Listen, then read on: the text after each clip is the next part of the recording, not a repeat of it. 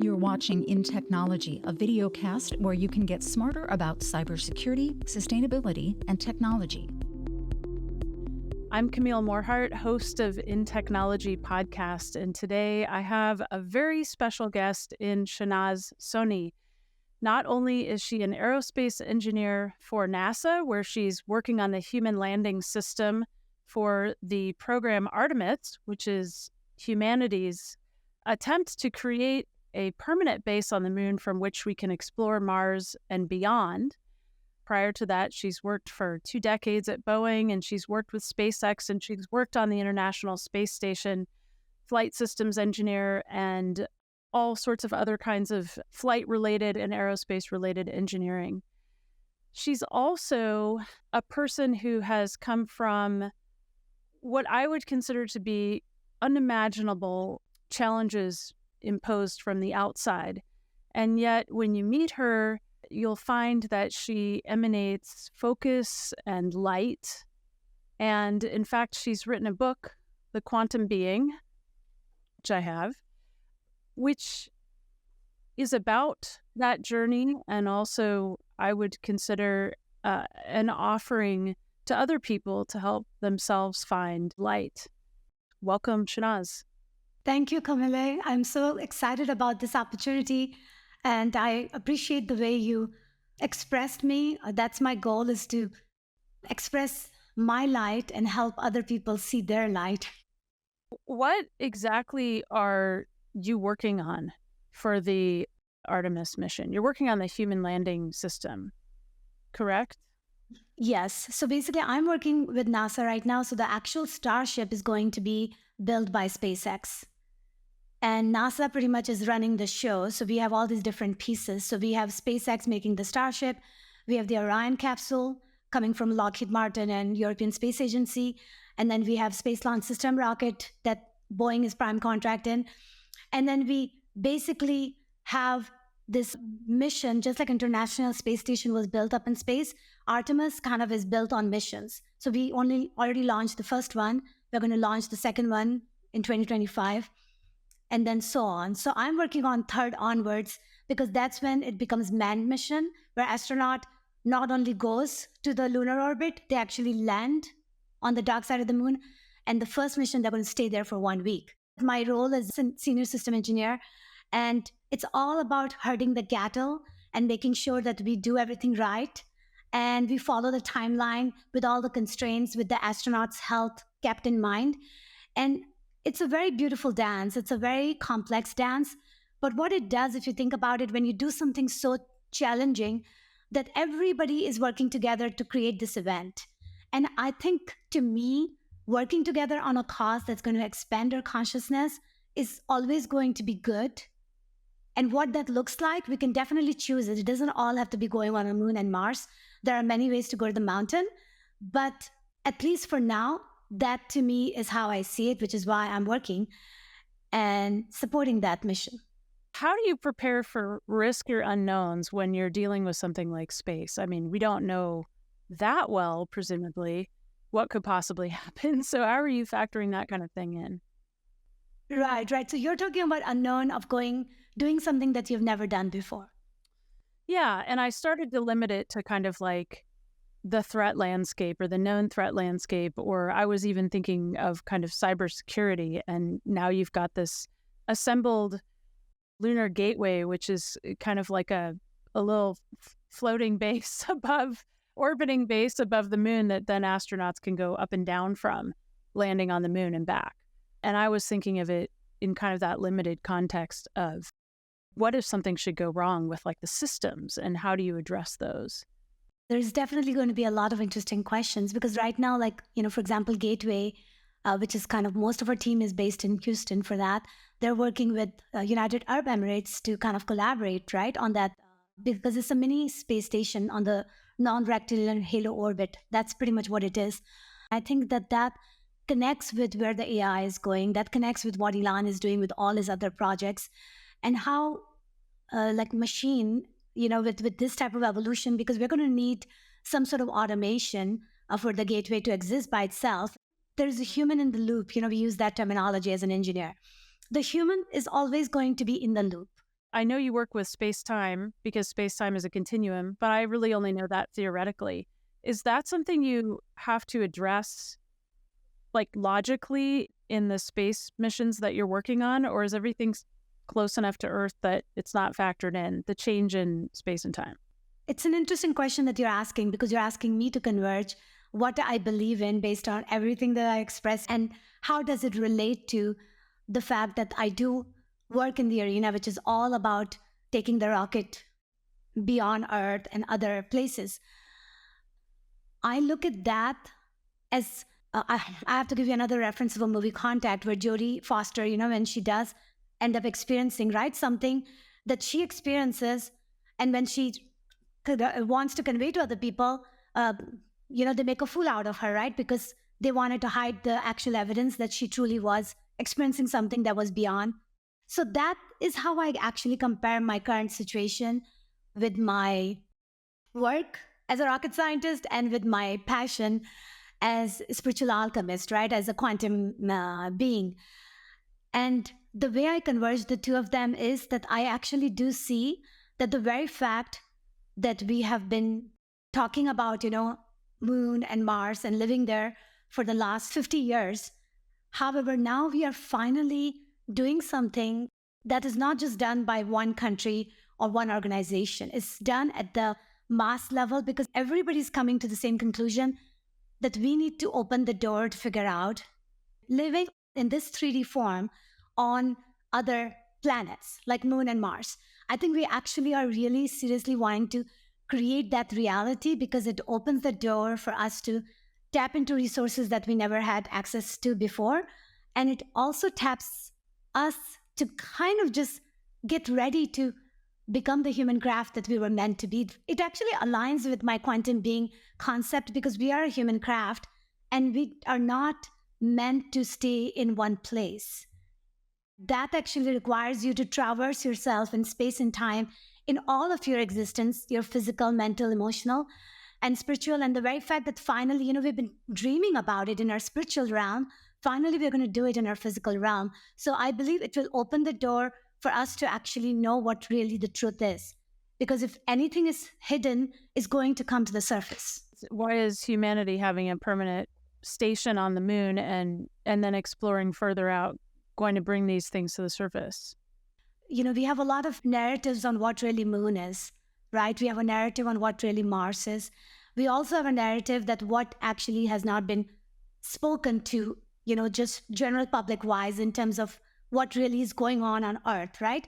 There are lots of questions that are there, and they have many different schools of thought. What I'm saying is that it will open the door for us to comprehend our consciousness, because we are making an attempt of doing something we have never done before. Collectively, is that a part of it? 100%. Collectively, and then to some extent, we do have a little competition here and there. Like, India already landed to the dark side of the moon. However, we are going to do the manned landing, so that is a huge accomplishment.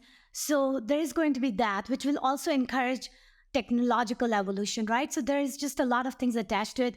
Like, to me, if you want to evolve technologically, you have two ways to do it. One is you put all your energy in defense, right? Or worrying about that you're going to get attacked by another country, which is kind of a fear-based mindset. Or you can do it that let's explore and see what other entities are out there. So it's kind of a little bit of a Star Trek mindset. And if I have to favor between one or the other, I favor the Star Trek mindset. And what should people do with fear? So first, fear stands for false emotion appearing real. As an engineer, I'm sure we can appreciate the acronyms, right? So the best thing to do for fear is that first step is to acknowledge it. And second step is that what are you giving up because of this fear? If you can answer that question, you have answered your question. If you are kind of showing up as a victim. Growing up in Pakistan, there was a poet called Allama Iqbal. He's like incredible man, just like Khalil Gibran. And his poetry would always kind of make a point that victim is equally responsible for his or her grief as the perpetrator. So that was the mindset he had, right? And this was like in 70s, I was reading his poetry and I was just loving it. And if you really think about, if everybody in the world even just understands that one message, just that one message, then what's going to happen is people will take that responsibility that they have given it to somebody else. And that will help them get out of the fear, because fear generally means that we are coming in our own way because we are following somebody else's agenda. If you can go all the way to the small micro level of your existence and change the charge, then the rest of the stuff unfolds and you can pretty much solve any problem. And we can do it many ways. You can do it mentally, you can do it physically, or you can do it spiritually, right? Or emotionally. So the point is that when you start recognizing the things about yourself by unwinding, like fear, for example, what happens? It opens the door for you to see something that you did not see before. And just like based on quantum physics, observation affects momentum, you have changed the charge on the electron. And that's how you end up opening the door to upgrade yourself and to actually even move forward and free yourself. So where should we begin? I have to say that we can begin where one becomes aware of the self-awareness, right? Where we become so conscious and aware that we wonder that who are we in the big scheme of life? We can begin there. That's where, for me at least, I became aware of my existence. And when that happened to me, I was trapped in a body of a young girl in a very patriarchal culture in Pakistan. And I saw myself a whole bunch of helplessness, people feeling pretty much sorry for themselves. And it was a very suppressed environment. And when I became aware of that, right away, I was trying to understand that, is this it? There has to be more. And then the only way I would feel some light coming through was by looking up in the sky, which is the reason I always used that as my respite, that as my escape from my reality. And the more I would do that, and I would see the shiny stars, right? Like I would see the moonlight or the sunlight, and it kind of made me aware that there is light and there is darkness. I just like light, and I like to know more about light. And that completely opened the door for me to be so curious about every single thing, including when you see the dew, on a leaf, and you know how it reflects the sunlight and it makes that beautiful geometry. Like I would look at that and I would say, my God, this is the most beautiful sight. And then of course I would assume that everybody looks at the world like I do. And when I would ask people about all these questions, they would look at me like I'm a unicorn. So it was very hard, right? Because you are in this childlike magical feeling, looking everything through spiderweb glasses. However, you're not getting any reciprocity or anybody understanding you. So you almost start questioning yourself. So that was my beginning. Have you found that reciprocity since that time? Yes. But in order for me to actually really get the reciprocity, I had to really understand that what do I want or what aligns me with everything, right? And that has been quite a journey. I feel like I'm beginning to understand that, which is why I'm so excited about sharing it with others, right? And that's why I'm able to understand that. And it's a layer approach, right? Because we are a layer species. Like I say, we're not just physical, we're emotional, we're mental, we're spiritual.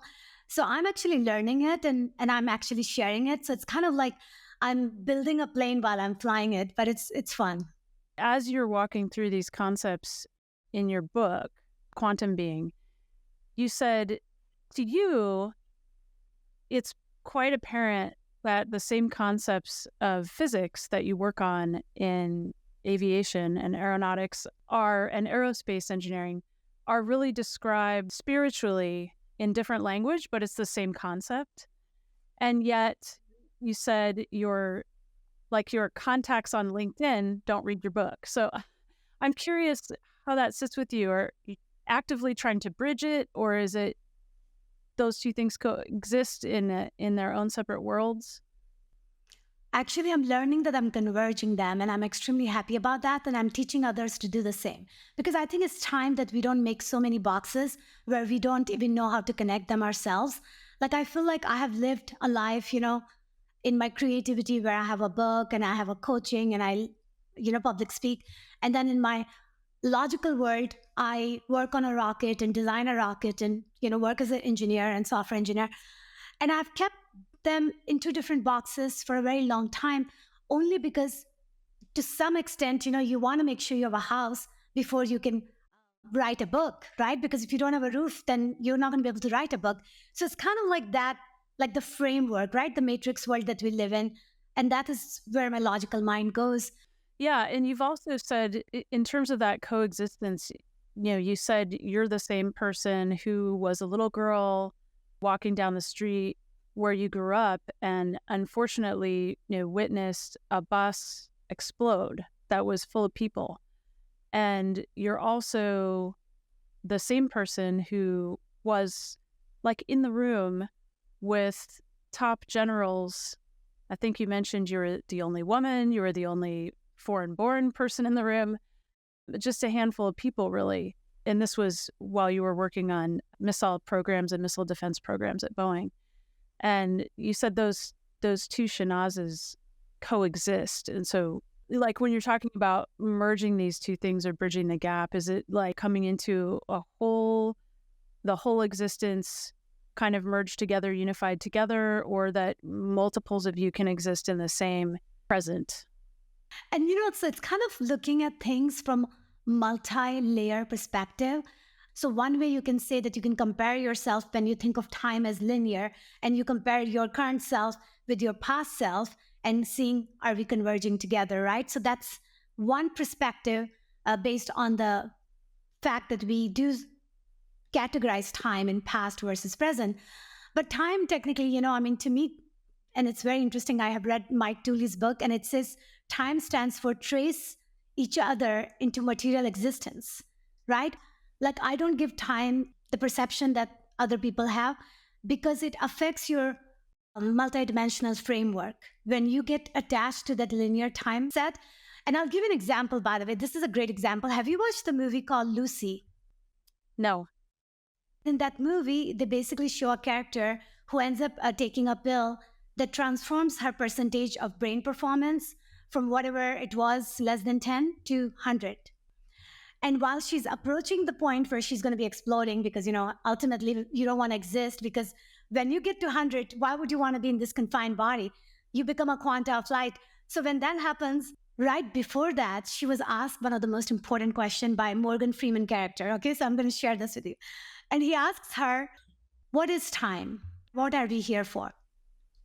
There's a movie going on the television, and it's about car being raced through, from a road. And then the girl explains that if I fast forward this movie up to infinity, do you see this car? The car that is, because the car is going, and it's a scene, it's a passing scene. So see, the thing is, our existence is just a snapshot in, like, if you want to use the word time, right? But the point, like it was explained, that time truly does not exist. It's a perception. And that's why I don't like to give importance to time. But I really agree with you that one of the way we can converge ourselves, like I was actually looking at it even from a linear mindset, that if you're in your present tense and you have a life where you can play guitar and you also have many other things you do, but because you would love to play more guitar, but you are doing this bartending work because you have to make money, for example. What I'm saying is that let's create a reality where we do exactly what we wanted to do. So if you want to play guitar and make money, we should be able to, because we're going to make such a beautiful music that'll be worth it for people to listen to. That is the type of convergence that does not require us to be affected by who we were in the past, or who are we in the present, or what the consensus reality is. So it is kind of a quantum dance you're creating, because you're giving permission to yourself to be who you want to be. And at the same time, you are enabling other people to say, you know what? I don't want to do this either. Why not I do what I want to do? So if everybody does what they really want to do, that's how we are going to create that gamma synchrony, the bliss state, the light body activation, which is what I say is like being one and more than not. Does how you're thinking about this affect your career? Yes. 100%. What it actually affects is that you're able to manage multiple level of activities because you are able to. Like you are able to kind of give yourself a variety in your experiences. because a lot of time people, when they are not giving that variety in their experiences, they're not really learning about themselves, that what really is their passion, right? Like, because if you've always worked day to day and you've never even given yourself a time to hold the guitar in your hand, you're not going to know that you can play the best guitar because you never even gave yourself a permission to do that.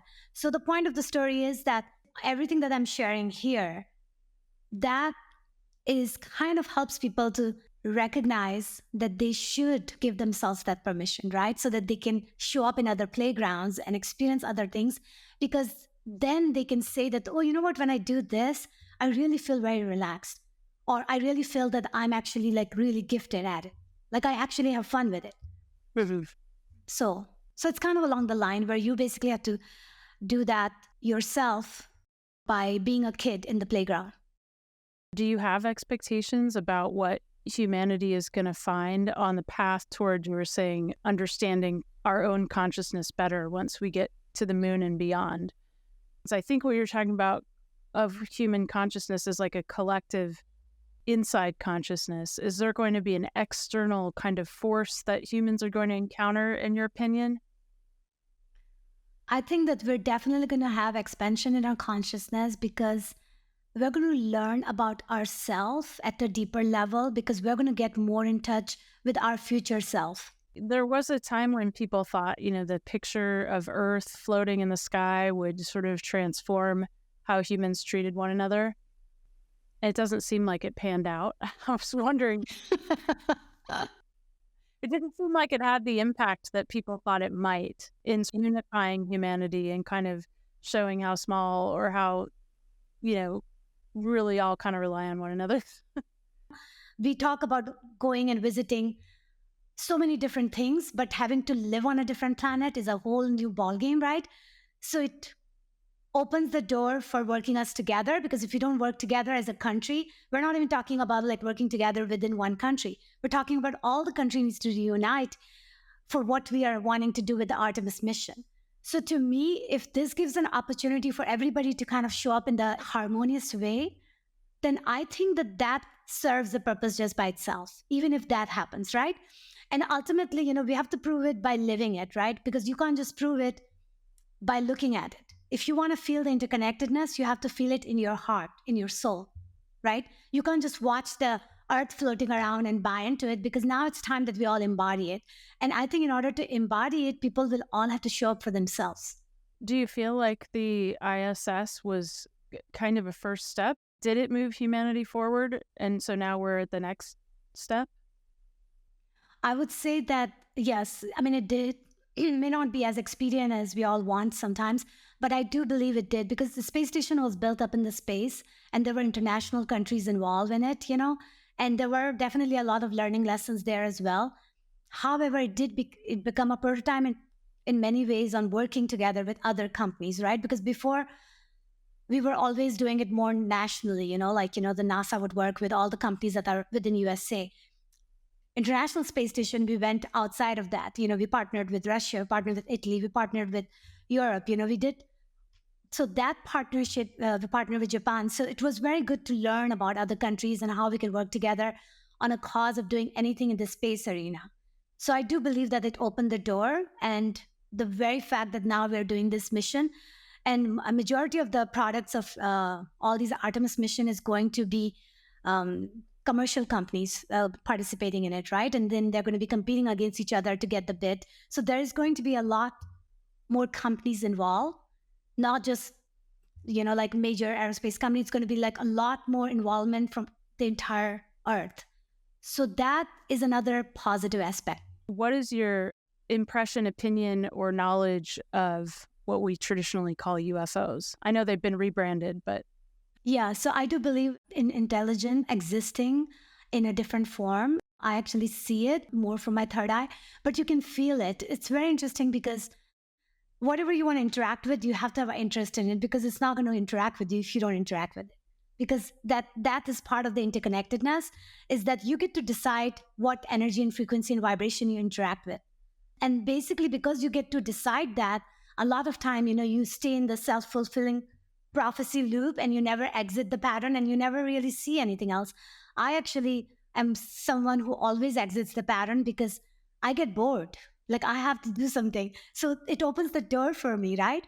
And that's how I've been expanding my consciousness. And when the more I do that, the more I'm like, why are we like stuck in this messed up situation, right? So I want to help because I feel like we all can play in this big giant playground. It's getting bigger and bigger, I guess, the further away from Earth we go. Oh, exactly. And I think that that's exactly the whole thing, is because it's just going to open the door for us to know that how capable we are, because we have been keeping ourselves a little bit enslaved and encaged because of our thinking. Thank you very much, Shehnaz Soni, aerospace engineer from NASA, author of The Quantum Being, and just superb and amazing human who produces light wherever she goes. Thank you so much for being on the podcast. Never miss an episode of InTechnology by following us here on YouTube or wherever you get your audio podcasts. The views and opinions expressed are those of the guests and author and do not necessarily reflect the official policy or position of Intel Corporation.